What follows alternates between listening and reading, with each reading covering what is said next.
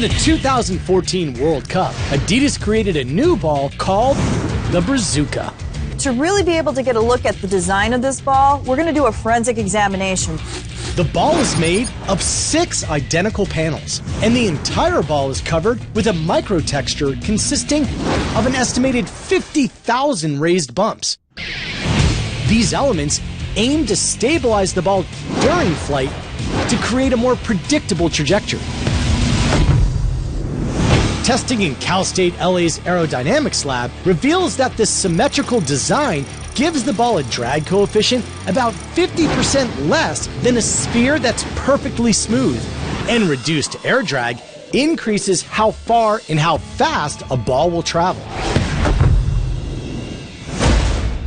But because Brazil is the largest country in the Southern Hemisphere, the most difficult challenge facing the Brazuca could be the diversity of Mother Nature.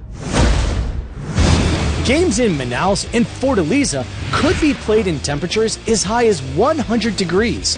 And in the south, in cities like Porto Alegre and Curitiba, June and July temperatures can approach freezing.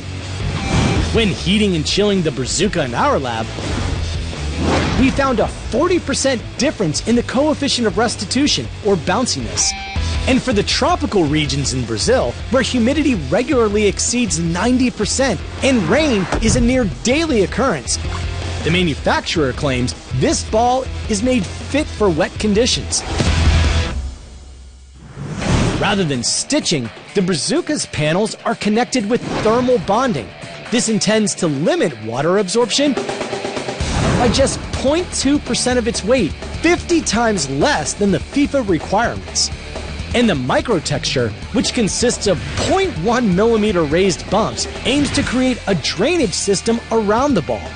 This allows the foot to contact a larger surface area on the ball for greater control and better touch.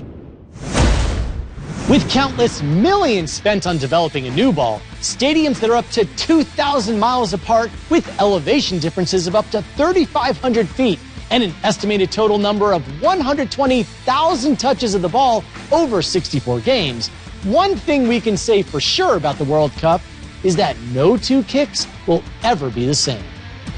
For ESPN Sports Science, I'm John Brinkus.